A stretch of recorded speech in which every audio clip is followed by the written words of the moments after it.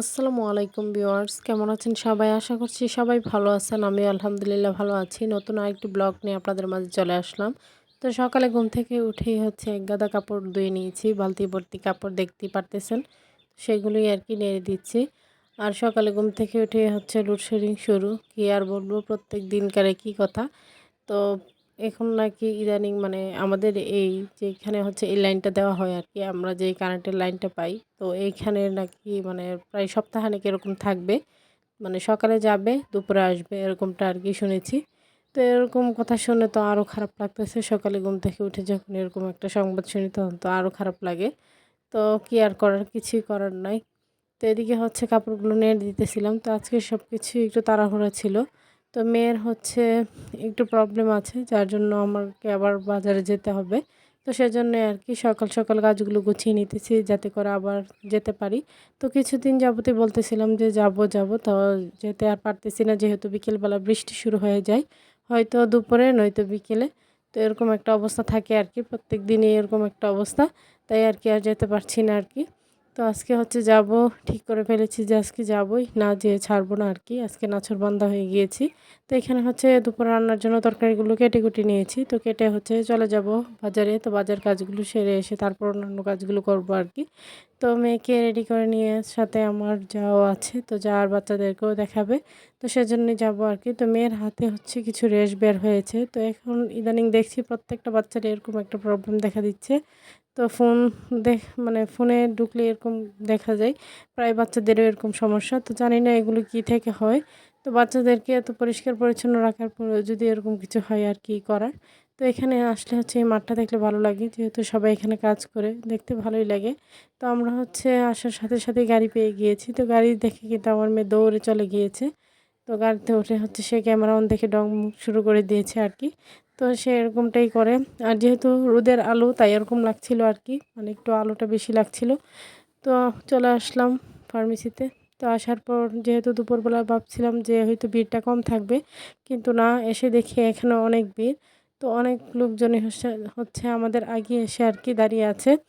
তো আমরা ওনারা ওদেরকে দেওয়ার পর আর কি আমাদেরকে মেডিসিন দেওয়া হবে। তো কিছুক্ষণ বসার পর আর কি দিল মেডিসিনগুলো, যেহেতু বাজারে কারেন্ট আছে, ভালোই লাগতেছিল।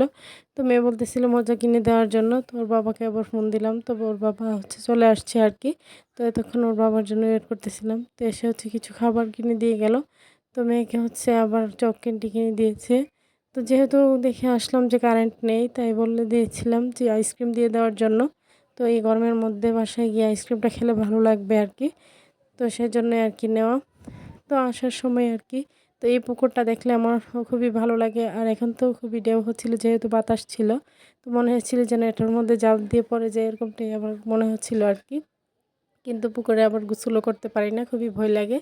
তো এখানে তাল শাঁসও দিয়ে দিয়েছে আর কি। তো এগুলো নিয়ে চলে আসছি বাড়িতে। মেয়ে তো একদম তাড়াহুড়ো করে আর কি চলে আসছে। ওরা খুবই এক্সাইটেড এগুলো দেখে। তো দীর্ঘদিন পর তালশাঁসটা খাবো আর কি। তো দেখে ভালোই লাগছে।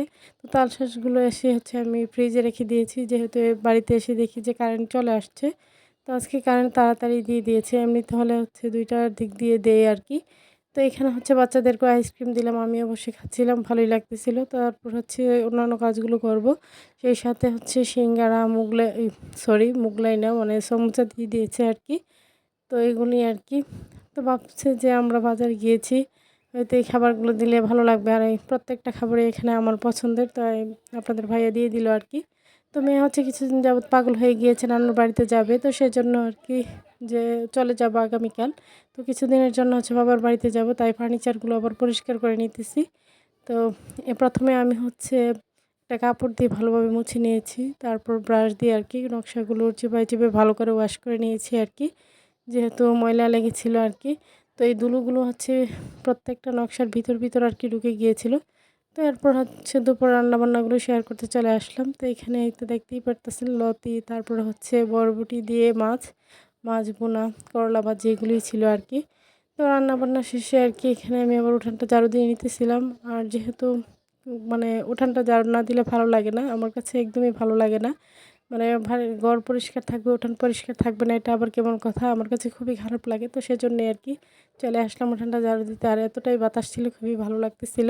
তো সবার কাছে আমার ছোট্ট একটি রিকোয়েস্ট, কেউ স্কিপ করবেন না, পুরো ভিডিওটি দেখে নেবেন। আমার ছোট্ট চ্যানেলটিকে সাবস্ক্রাইব করে সবাই পাশে থাকবেন, বেল বাটনটি বাজিয়ে দিবেন। যেহেতু আমি নতুন, জানি না কি থেকে কী বলে ফেলি, সবাই ক্ষমাসুরভ দৃষ্টিতে দেখবেন। আর আপনাদের সাপোর্ট ছাড়া কোনো কিছুই করা সম্ভব নয়। আপনাদের সাপোর্ট ভালোবাসা পেলে এগিয়ে যেতে পারবো আর কি। তো যাই হোক, আমি এখানে হচ্ছে শুকনো কাপড়গুলো আবার করে নিয়ে নিয়েছি। তো এরপর হচ্ছে দুপুরে খাওয়া দাওয়ার পর আর কি, তো বিকেলবেলা এখানে বসেছিলাম, একটু দেখতেছিলাম। তো ফ্রিজে যেহেতু ঠান্ডা হয়ে গিয়েছে, তাই তালশাঁসগুলো বের করে সবাইকে দিচ্ছিলাম, আমিও খাচ্ছিলাম। মেয়ে হচ্ছে ঘুমিয়েছিল আর কি। তো আমি এখানে বসে খাইতেছিলাম, যেহেতু ঠান্ডা হয়ে গিয়েছে, খুবই ভালো লাগছে। আর এখন যেহেতু এগুলো একদমই মানে সেরকমভাবে পাকাপোক্ত হয়নি, তাই আর কি সেরকম একটা ক্ষীরও কিন্তু হয়নি ভিতরে, দেখতেই পারতেছেন অল্প একটু ক্ষীর, কিন্তু দাম কিন্তু মানে এর তুলনায় খুবই বেশি। তো এগুলো সবসময় দাম থাকে, তারপরে এখন তো একদম কিছুই নেই বলতে গেলে। তারপরেও ভালোই লাগলো, অনেক দিন পর যেহেতু খেয়েছি। আর পছন্দের খাবার সবসময় ভালো লাগে। তো বিকেলবেলা হচ্ছে আপনাদের বাড়ি আসছিল আর কি, বাড়িতে যেহেতু শরীরটা খারাপ লাগতেছিল, একটু রেস্ট করার জন্য। তো মেয়ে হচ্ছে ওর বাবা রেস্ট করার পর আর কি বলতেছিল যে লিচু খাবে।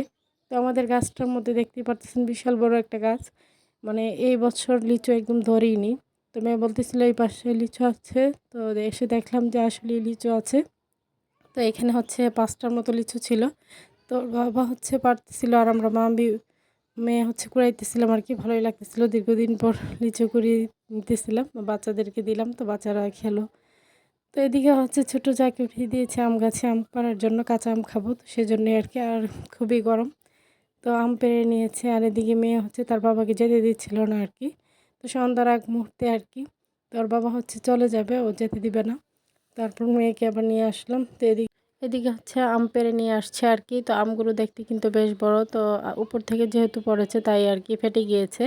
তো দেখতে দেখা যায় ছোট, কিন্তু বেশ বড়ই ছিল আমগুলো। তো আমরা হচ্ছে সন্ধ্যাবেলা সবাই হচ্ছে লবণ মাখিয়ে খাচ্ছিলাম, ভালোই লাগতেছিল। তো আজকের ভিডিও এই পর্যন্তই। সবাই ভালো থাকবেন, সুস্থ থাকবেন, আমার পরিবারের জন্য দোয়া করবেন। আসেন স্যারকে দেখে সবাই মাশাআল্লাহ বলে দিবেন। সামনে নতুন কোনো ভিডিও নিয়ে আবার চলে আসবো। আল্লাহ হাফেজ।